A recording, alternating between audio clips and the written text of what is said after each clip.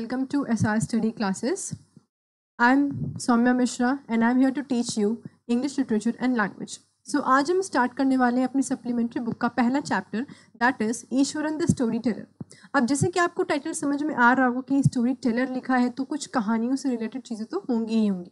बिल्कुल सही लग रहा है आपको. इसमें भी कहानियाँ सुनाने वाला कॉन्सेप्ट ही है. लेकिन इस चैप्टर को स्टार्ट करने के पहले मैं आपसे कुछ डिस्कशन करना चाहूँगी. जैसे कि बचपन में आप लोग को पता होगा कि आपके दादी दादा नाना नानी ये सब आप लोग को कहानियाँ सुनाते थे बचपन में, ताकि आप लोग सो जाएं. ठीक है, मम्मी पापा भी सुनाते हैं. तो वो कहानी आपने अलग अलग जॉनर की सुनी होगी. ठीक है, जैसे कि आपने हॉरर स्टोरी सुनी होंगी, जो भूतिया कहानी जिसे हम लोग कहते हैं. ठीक है, कुछ आपने एंटरटेनमेंट वाली सुनी होगी जिसमें आपको सिर्फ और सिर्फ मज़ा मिलता है. कुछ आप कॉमेडी वाली सुनते हैं, मतलब हंसी मजाक वाली होगी. तो ये कुछ अलग अलग जॉनरा होते हैं जिसमें आपको कहानियाँ सुनने को मिलती हैं. ठीक है, जैसे कि अगर मैं एग्जांपल के तौर पे बोलूँ, सिंड्रेला की कहानी, स्नो वाइट की कहानी. ठीक है, और हम लोग ने पढ़ा होगा वो एक था राजा एक थी रानी दोनों मर गए ख़त्म कहानी. ये तो शॉर्टेस्ट स्टोरी एवर एग्जिस्टेड है. ठीक है, राजा रानी की कहानी हो गई, अकबर बीरबल की कहानियाँ हो गई. तो आपको अलग अलग कहानियाँ बचपन में सुनने को मिलती थी. तो बस कुछ वैसा ही इस चैप्टर में भी है कि इसमें एक लड़का है जिसका नाम है ईश्वरन. वो अपने फ्रेंड को, अपने मालिक को सुनाता था कहानियाँ अलग अलग. लेकिन उसके साथ एक प्रॉब्लम थी. ठीक है, प्रॉब्लम क्या थी कि कह सकते हो कि उसको अलग तरीके से कहानी सुनाना पसंद था. वो नॉर्मल कहानियाँ नहीं सुनाता था कि एंटरटेनमेंट की, राजा रानी की नहीं, अकबर बीरबल की नहीं, सिंड्रेला नहीं, कोई स्नो वाइट नहीं. उसको पसंद थी कैसी? थ्रिलर और सस्पेंस से भरी कहानियाँ. जैसे कि आप लोग आजकल की सीरीज़ में देखते होंगे ना कि जितनी भी सीरीज़ अब बनती हैं थ्रिलर वाली हैं, बहुत ही सस्पेंस है, मर्डर हो रहा है, किसने किया होगा मर्डर, पता लगाना है. ठीक है, तो ये सारी चीज़ें जो होती हैं इसको हम लोग थ्रिलर या फिर सस्पेंस कहते हैं. तो इसमें जो ईश्वरन है जो कहानियाँ सुनाता है उसको ये जॉनरा बहुत पसंद है. ठीक है, थ्रिलर और सस्पेंस का जॉनरा उसको बहुत पसंद है. तो ये अपने मालिक को वो कहानियाँ सुनाता है. उसका नाम है महेंद्र. ठीक है, और अलग अलग कहानी सुनाते हैं. जिसमें इस चैप्टर में उसने 2 कहानियाँ सुनाई हैं. ठीक है, वो दोनों कहानी आपको ज़्यादा इंपॉर्टेंट है, आपको दिमाग में होनी चाहिए. अभी मैं आगे डिस्कस भी करूँगी मैं वो चीज़, लेकिन इससे मैं अभी आपको एक ओवरव्यू के तौर पे दे रही हूँ. ठीक है, इसको लिखा है R.K. नारायण ने. अगेन मैं अपनी हर क्लास में आपको यही बता रही हूँ कि आपको ऑथर्स और पोएट्स के नाम पता होने चाहिए. इसको याद करने का तरीका अभी मैं आपको क्लास के लास्ट पार्ट में बता दूँगी. ठीक है, उसके आपको टेंशन नहीं लेनी है बिल्कुल भी. चलिए हम लोग स्टार्ट करते हैं अपनी स्टोरी को. Ishwaran the Storyteller is an interesting story written by R.K. Narayan about Mahendra, a bachelor and junior supervisor. इसका मतलब जो कहानी का प्रोटैगनिस्ट है वो कौन है? महेंद्र है, जो कि बैचलर मतलब उसकी शादी नहीं हुई है अभी तक, वो कंवारा है. एंड ही इसकी पोजीशन क्या है? वो जूनियर सुपरवाइजर है. सुपरवाइजर का मतलब क्या होता है? जो चीज़ सुपरवाइज करते हैं, मतलब देखते हैं कि सब कुछ काम ठीक से हो रहा है कि नहीं हो रहा है, कैसे हो रहा है, क्या क्या चेंजेस ज़रूरी है लाने. ठीक है, उसकी जूनियर सुपरवाइजर की जॉब थी. Who stays with his cook. अब वो रहता किसके साथ था? अपने कुक के साथ, जिसका नाम है ईश्वरन. तो अभी तक हम लोग को अपनी कहानी में 2 कैरेक्टर्स मिल चुके हैं. पहला है महेंद्र जो कि प्रोटैगनिस्ट है इस स्टोरी का, और उसका कुक जिसका नाम है ईश्वरन. ठीक है, Mahendra had a transferable job. Transferable job का मतलब होता है ऐसी जॉब जहाँ पे आपके ट्रांसफर्स होते रहते हैं. मतलब आपको एक ही जगह रह के जॉब नहीं करनी, आपको अलग अलग जगह जाना पड़ सकता है. ठीक है, और यही एक उसका अच्छा एस्पेक्ट था कि उसकी शादी नहीं हुई थी, बिकॉज उसको लगा था कि मैं अकेला हूँ. ठीक है, शादी हुई नहीं है मेरी, तो मैं आराम से बिना किसी रिस्पॉन्सिबिलिटी के घूम सकता हूँ. अदरवाइज होता है ना, किसी शादी होगी तो बीवी को संभालना, बच्चों को संभालना, फिर उनके स्कूल्स, उनके ट्यूशन्स, तो आप अलग अलग जगह ट्रांसफ़र नहीं हो सकती हैं. ठीक है, so he used to keep moving from one place to another very often as per the orders of his head office. उसके जैसे ऑफिस से जैसे जैसे ऑर्डर्स आते रहते थे उसके अकॉर्डिंग उसको मूव करना पड़ता था. However, Eswaran would always accompany him wherever he went. ठीक है, लेकिन इसमें एक चीज़ थी कि ईश्वरन हर जगह जाता था जहाँ पे महेंद्र जाता था, बिकॉज वो हमेशा उसके साथ में रहता. एक तो उसका कुक था, पहली चीज़, खाना बना के कौन देगा उसको अगर वो जाएगा नहीं तो. और दूसरा एस्पेक्ट ये था कि उसको एक कंपनी मिल गई थी कि ठीक है मेरा कुक मेरे साथ रहेगा तो बात करने के लिए, मतलब अकेला फील उसको नहीं होगा. ठीक है, He took great care of his master and shared interesting stories with him. ठीक है, तो उसका मनोरंजन करने के लिए वो क्या करता था? वो अपने मास्टर का अच्छे से ख्याल रखता था, ध्यान रखता था, उसको अच्छे अच्छे खाने पकवान बना के खिलाता था, और वो उसको स्टोरीज बहुत सुनाता था, ठीक है, इंटरेस्टिंग स्टोरीज, जिसकी जॉनर क्या है, सस्पेंस और थ्रिलर, मतलब भूत या भूत वाली भी कहानी हो सकती है, ठीक है, और सस्पेंस एकदम भरा भरा रहेगा कि आपको पता नहीं लग पाएगा कि इसने किसने क्या किया, ठीक है, मेन विलन कौन है कहानी का, ये आपको समझ में नहीं आ पाएगा. Ishwaran would buy fresh vegetables and cook delicious meal for Mahendra. While his master was away at work, Ishwaran would clean up the house, wash utensils and take a bath leisurely. ठीक है, इसका मतलब क्या हुआ कि जब महेंद्र क्या करता था, वो उठता था, अपने काम पे चला जाता था, और फिर ईश्वरन बाद में रुकता था. कहने को उसका सिर्फ कुक था, लेकिन उसके सारे काम करता था, ठीक है, उसके कपड़े धोना, उसका बेड साफ करना, क्लीनिंग का प्रोसेस, खाना बनाने का प्रोसेस, खाने बनाने के बाद का प्रोसेस, वो सारी चीज़ें वो खुद ही अकेले करता था महेंद्र के लिए, ठीक है. और वो उसका कहने को तो था, बट उसका एक बेस्ट फ्रेंड कह सकते हो कि था, उसका इन दोनों का रिलेशनशिप वैसा ही था. He was very fond of reading popular Tamil thrillers during his free time. अब सिंपल सी चीज़ है कि जैसा जॉनरा आप पढ़ेंगे वैसे ही जॉनर में आप बता पाएंगे. अगर आपने बचपन से सिंड्रेला की और स्नो वाइट की कहानी सुनी है तो अपने छोटों को आप वही वाली स्टोरी सुनाएंगे. तो वैसे ही ईश्वरन के साथ भी था, वो तेलुगु में बहुत ही थ्रिलर जॉनर की कहानियाँ को पढ़ता था, बुक थी उसके पास, तो जो वो पढ़ता था और वैसी ही कहानियाँ वो खुद की बना के महेंद्र को सुनाता था. नई नई कहानियाँ वो खुद से ही बनाता था.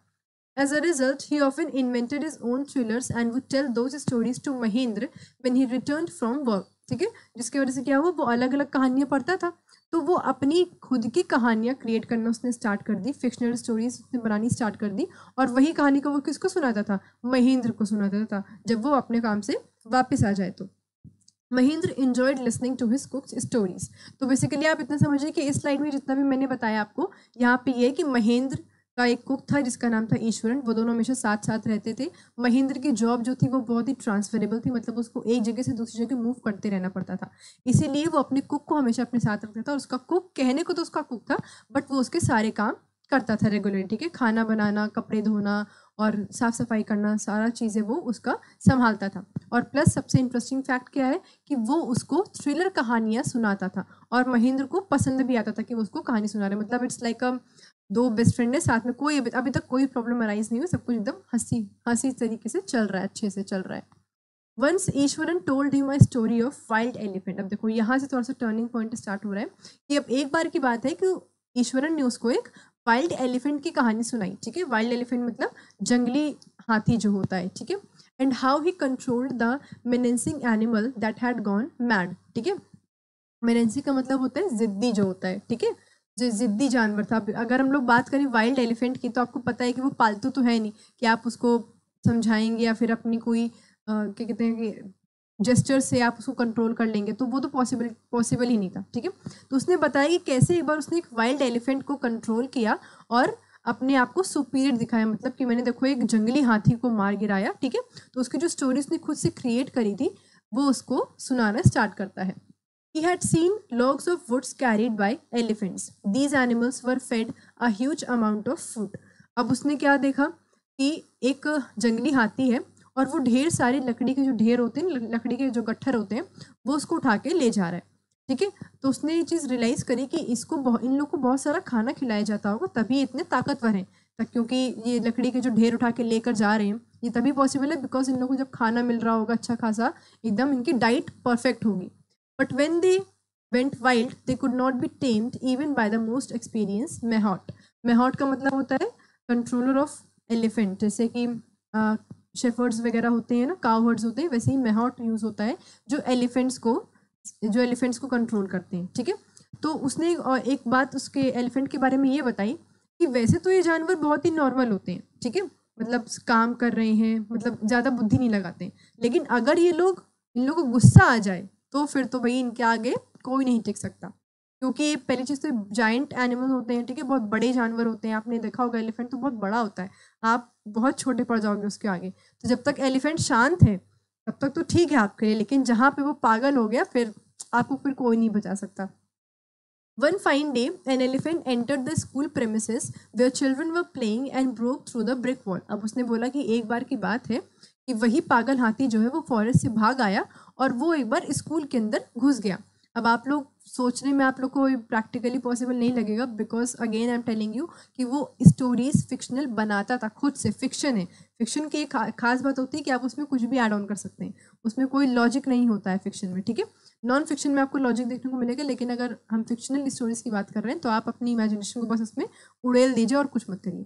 तो वैसे ही ईश्वरन भी अपनी स्टोरी बनाया था, तो वही उसको सुना रहा था कि जो हाथी था वो एक बार जंगल से भाग गया था और वो एक बार एक स्कूल में आ गया था। अब स्कूल में भाई टीचर्स हैं, स्टाफ्स हैं, छोटे छोटे बच्चे हैं, तो भाई बहुत डर का माहौल बन गया कि भैया ये तो हाथी बहुत पागल है, अब हम लोग को बचाने वाला कौन आएगा, ठीक है। All the children and teachers were terrified of the wild tusker and rush to the safe place to save themselves. अब सब लोगों ने क्या किया कि सबको भाई डर लग रहा था कि भाई हाथी से कौन ही लड़ेगा, इसलिए सब लोग डर के मारे ऊपर छत की तरफ भाग गए, क्योंकि उन्होंने हल्का सा दिमाग लगा लिया अपना, ह्यूमन बीइंग का नेचर होता है ये, ठीक है। उन्होंने दिमाग ये लगा लिया कि भाई हाथी तो सीढ़ी चढ़ नहीं पाएगा, ठीक है, वो एक भारी जानवर है, तो हम लोग क्या करते हैं जल्दी से हम लोग छत पे चढ़ जाते हैं ताकि वो वहां पे ना पहुंच पाए, हम लोग एक सेफ प्लेस क्रिएट कर लेते हैं। When the wild tusker saw Eswaran, he lifted its trunk and rushed towards him menacingly, ठीक है। अब जैसे ही वाइल्ड टस्कर मतलब जो एलिफेंट था बहुत ही गुस्से में था, अब ही भी लाइक कि मेरे सामने जो भी आएगा मैं उसको मार दूंगा, ठीक है। मैं नहीं डिस्क्रिमिनेट कर रहा हूँ कि वो छोटा बच्चा है कि कोई बूढ़ा आदमी है कि कौन है, मुझे नहीं देखना, मैं पागल हो गया हूँ और मेरे सामने जो भी बच्चा है फिर कोई भी इंसान कुछ भी आता है मैं उसको उड़ा दूंगा एकदम, ठीक है। तो वैसे ही ईश्वरन उसके सामने पड़ जाता है और जैसे ही वो ईश्वरन को देखता है वो गुस्से में एकदम अपनी पहले ट्रंक उठाता है और उसके बाद ट्रंक उठाना इट्स लाइक अ जेस्चर की अब तो तुम्हें मुझसे कोई नहीं बचा सकता, अब मैं आ रहा हूँ तुम्हारे लिए, मेरा नेक्स्ट टारगेट तो तुम ही हो, ठीक है। तो ऐसा उसको देखने में, एलिफेंट को देखने में लग रहा था कि वो ईश्वरन के लिए ऐसा कुछ फील कर रहा है, ठीक है। अब ईश्वरन भी लाठी लेके नीचे पहुंच गए कि मैं बचाऊंगा, मैं बनूंगा हीरो, मैं ही तो हूँ जो इस पूरे स्कूल को बचा सकता हूँ, ठीक है। Mustering up all his force and courage, Eswaran quickly wagged to its third toenail। अब उसने क्या किया, यहाँ पे उसने स्मार्ट वर्क किया, यहाँ पे उसने स्मार्ट वर्क किया। मैं भी आप लोग को बोलती हूँ ना कि आप लोग स्मार्ट वर्क करिए, हार्ड वर्क वहीं करिए जहाँ पे ज़रूरत हो, बाकी आप लोग स्मार्टली थोड़ा सा सोचने की कोशिश किया करिए। जैसे कि आप लोग पिक्चर में देख सकते होंगे, जैसे ही एलिफेंट उसके पास आता है तो वो उस जो उसके हाथ में लाठी रहती है वो उससे एलिफेंट को मारने के बजाय उसकी थर्ड टोनल मतलब उसके जो पैर के नाखून होते हैं ना उस पर डायरेक्टली उसने अटैक कर दिया। इट्स लाइक कि बहुत ही डेलिकेट पार्ट पे अटैक करना ताकि पूरा सिस्टम ही हिल जाए, ठीक है, इन उस एलिफेंट का। And the elephant shivered head to foot and collapse, ठीक है। और एक बारगी अब एलिफेंट को पता था कि भाई मैं तो मोटी चमड़ी का हूँ हाथी, मुझे तो कोई मार नहीं सकता, बट उसको ये चीज़ पता ही नहीं था कि जो ईश्वरन है वो उसकी टोनेल पे अटैक कर देगा, जिसकी वजह से वो एक बारगी कोलैप्स होके गिर गया, ठीक है, और वो बेहोश हो गया। Mahendra was astound at his cook's courage after listening to his story. अब महेंद्र को लगा वाह तुमने तो बहुत ही बहादुरी का काम किया, तुमने बहुत ही स्मार्टली तरीके से अपने स्मार्ट वर्क से उस हाथी को हरा दिया, ठीक है। तो ये इसकी पहली स्टोरी है, ठीक है। This is a first story, ये आपको दिमाग में रखनी पड़ेगी कि इस पहली स्टोरी में क्या हुआ था कि एक हाथी था, वापस से मैं बता देती हूँ कि एक हाथी था, वो अपने जंगल से भाग गया था और वो पागल हो चुका था, ठीक है, इधर उधर भाग रहा था और वो भागते भागते एक स्कूल में आ जाता है, स्कूल प्रेमिसेस में एंटर कर जाता है। तो वहाँ पे ईश्वरन अपनी बहादुरी दिखाता है कि मैं ही रक्षा कर सकता हूँ स्कूल की, मैं बचाने आऊँगा आप लोगों को। तो वो अपने स्मार्ट वर्क से उसने थर्ड टोनेल पे अटैक करके उस हाथी को हरा दिया था, ठीक है। On another occasion, Eswaran had prepared a special meal for dinner on an auspicious day। अब क्या था, वो वाला दिन तो हो गया, उसने कहानी सुना दी, उसको लगा कि हाँ ईश्वरन तो बहुत ज़्यादा बहादुर इंसान है। अब नेक्स्ट टाइम क्या हुआ, नेक्स्ट डे उसने एक मील बनाई, मील मतलब खाना होता है, फॉर एन ऑस्पिशियस डे। अब उसने कहा कि महेंद्र जी देखिए आज बहुत ही सही मौका, बहुत ही शुभ दिन है और इसीलिए मैं आपको नए नए पकवान खिलाने को बोल रहा हूँ।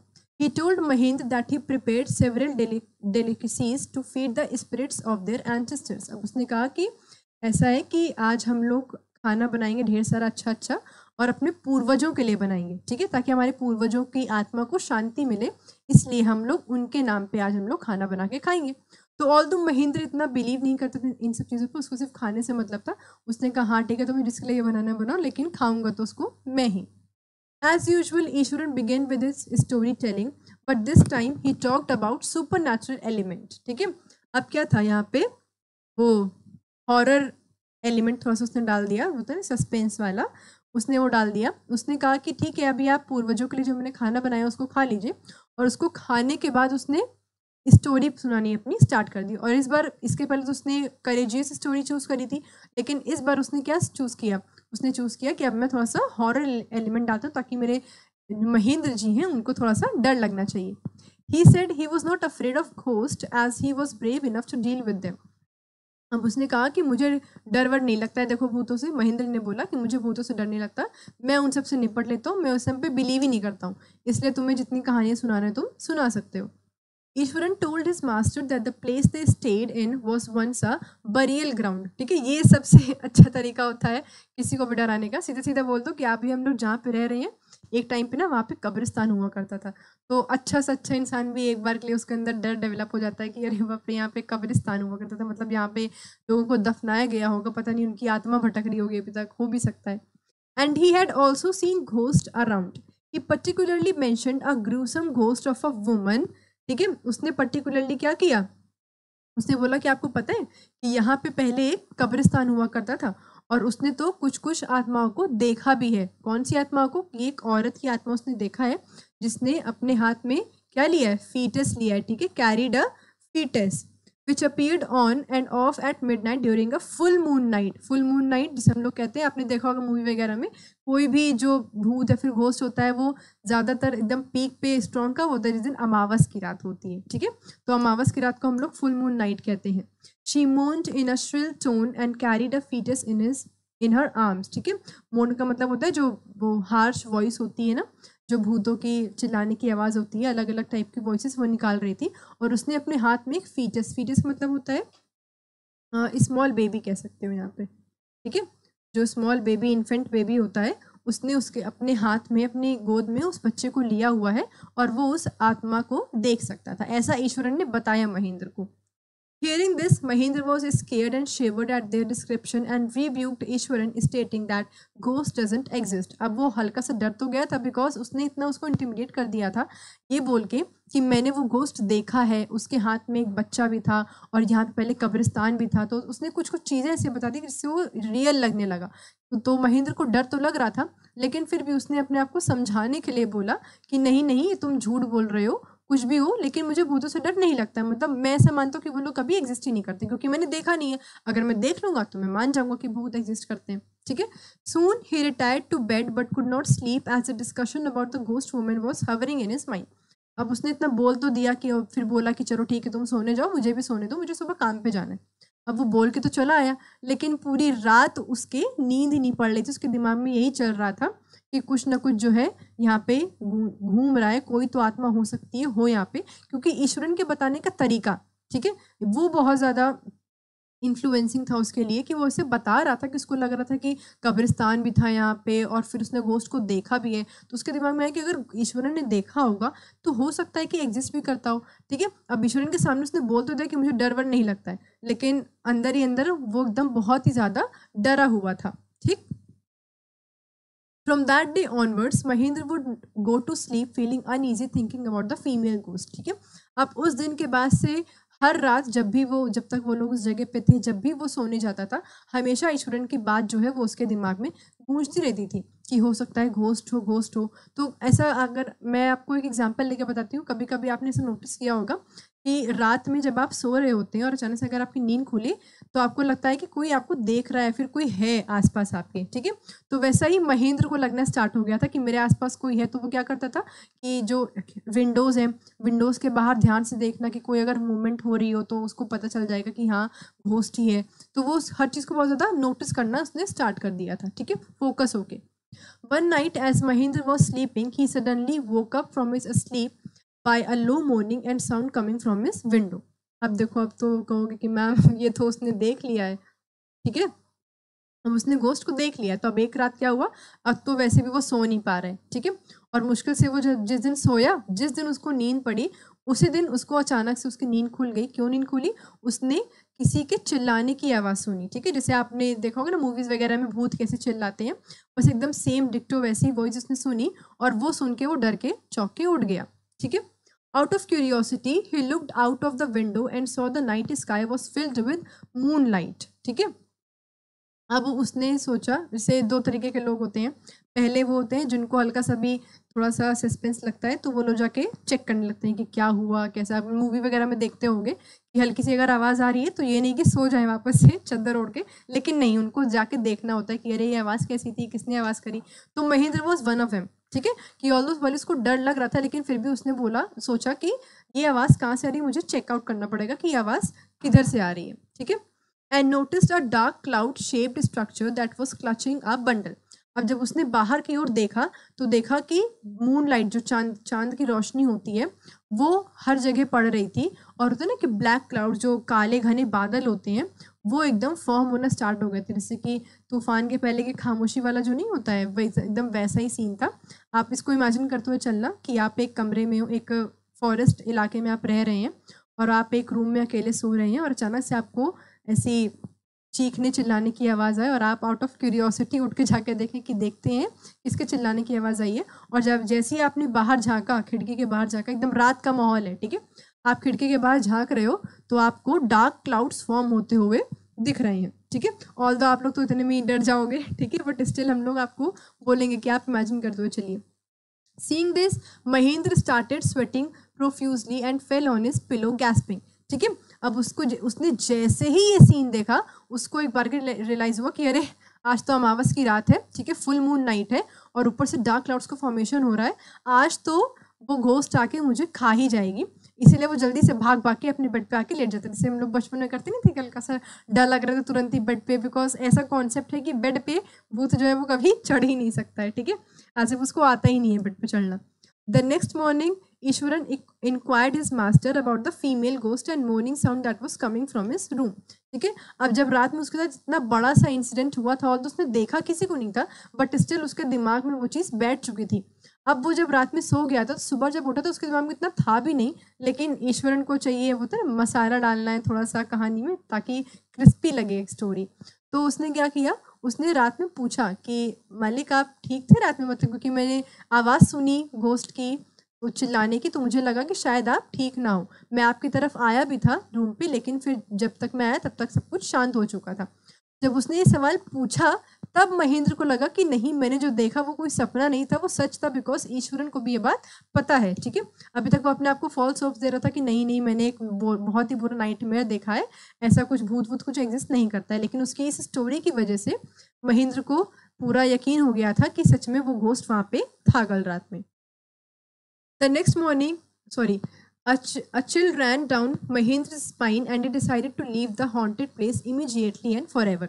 जैसे ही उसको चीज़ रियलाइज़ हुई कि कल रात जो हुआ था वो कोई सपना नहीं था बल्कि सच था, मैं सच में उस आवाज़ को सुन के उठा था और जब मैं बाहर गया तो मैंने देखा कि एकदम काले घने बादल जो हैं वो फॉर्म होने लगे थे और एकदम फुल मून की नाइट थी।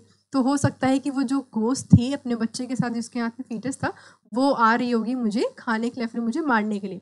तो उसको लग गया कि भैया यहाँ पे सच में कब्रिस्तान था पहले, यहाँ पे सच में वो घोस्ट एग्जिस्ट करता होगा, इसलिए मैं यहाँ पे एक भी मिनट नहीं रह सकता। और अगले ही दिन वो जगह छोड़ के चला जाता है वहाँ से और अगली जगह नेक्स्ट जगह उसका वो ट्रांसफ़र करा लेता है। ठीक है, तो इतनी थी हमारी स्टोरी। आपको इसमें दोनों स्टोरीज जो है, पहली एक एलिफेंट की, दूसरी वो जो घोस्ट स्टोरी थी, ये दोनों स्टोरीज आपको याद रखनी है। ठीक है, और अभी से कैसे क्वेश्चंस निकल के आ सकते हैं मैं आपको बता दूंगी, बिकॉज थोड़ा सा कॉम्प्लिकेटेड चैप्टर है, इसलिए मैं आपको इसका क्वेश्चन कैसे बन सकते हैं ये मैं आपको बता देती हूँ। ठीक है, तो इसमें सबसे पहले आपको दोनों कैरेक्टर्स के नाम पता होने चाहिए। ठीक है, मैं आपको तरीका बता रही हूँ ना कि आपको पूरा जो चैप्टर है, स्टोरी है, वो ही आपको पूरी याद हो जाएगी, तो आपको क्वेश्चन आंसर याद करने की बिल्कुल ज़रूरत पड़ेगी ही नहीं। इसमें दो कैरेक्टर हैं, ठीक है, पहला है ईश्वरन और दूसरा है महेंद्र। महेंद्र का ऑक्यूपेशन क्या है, ईश्वरन का ऑक्यूपेशन क्या है? महेंद्र एक जूनियर सुपरवाइजर है जिसकी जॉब बहुत ही ट्रांसफरेबल है। और ईश्वरन क्या है? ईश्वरन महेंद्र का कुक है जो कि उसके साथ हमेशा रहता है, हर जगह उसके साथ जाता है और उसको अलग अलग क्रिस्पी कहानियाँ सुनाता है। ऑल्दो इसका जॉनरा जो है वो सस्पेंस और थ्रिलर वाला ही है। ठीक है, वो ज़्यादातर प्रेफर सस्पेंस और थ्रिलर की स्टोरीज करता है। तो उसने पहली स्टोरी उसको कौन सी सुनाई थी? पहली स्टोरी थी एलिफेंट के बारे में, जिसमें उसने अपनी ब्रेवरी को दिखाया था। ठीक है, और दूसरी स्टोरी थी घोस्ट स्टोरी। ठीक है। दूसरी स्टोरी थी घोस्ट स्टोरी, जिसमें उसने एक वुमेन के घोस्ट के बारे में बताया था जिसके हाथ में फीटस था। ठीक है, तो दोनों की स्टोरी आपको याद होनी चाहिए, कि मतलब याद होनी चाहिए एज इन कि पता होना चाहिए, एक दिमाग में कॉन्सेप्ट बैठे रहना चाहिए कि स्टोरी में था क्या। दोनों स्टोरी याद होनी चाहिए। क्वेश्चन आपसे एक ये बन सकता है, सबसे पहली चीज़ कि आपको इसकी summary, again I am telling you, summary पता होनी चाहिए। ठीक है, क्वेश्चन, अच्छा एक मैं आपको एक इंपॉर्टेंट क्वेश्चन से पहले से बता देती हूँ कि जो बनता ही बनता है हमेशा से, अगर मतलब इस चैप्टर से क्वेश्चन आया है तो वो वाला ज़रूर आएगा। इन दोनों स्टोरीज की एंडिंग जो है, ठीक है, आपको पता है चेंज हो सकती है। इन दोनों स्टोरी की एंडिंग चेंज होके आपके अकॉर्डिंग एंडिंग क्या हो सकती है, ये वाला क्वेश्चन बहुत इंपॉर्टेंट है। जब आप इसके क्वेश्चन आंसर को सोल्व करेंगे अभी तो आपको समझ में आएगी सारी चीज़ें। ठीक है, इन दोनों की एंडिंग चेंज करने को आपको पूछ सकता है। ये जो दोनों स्टोरी है ना, पहली एलिफेंट वाली, दूसरी घोस्ट स्टोरी, इन दोनों स्टोरी की एंडिंग, इसकी एंडिंग क्या थी कि जो मेहॉट जो कुछ उसने जो वो कोलैप्स करवा दिया था, उसको जो हरा दिया था, तो फिर 2 दिन बाद क्या था कि जो मेहॉट वाले थे, जो फॉरेस्ट में मेहॉट रहते हैं, वो लोग उसको वापस से ले जाते हैं जंगल में। एक तो आखिरी की सीन ये हो गई।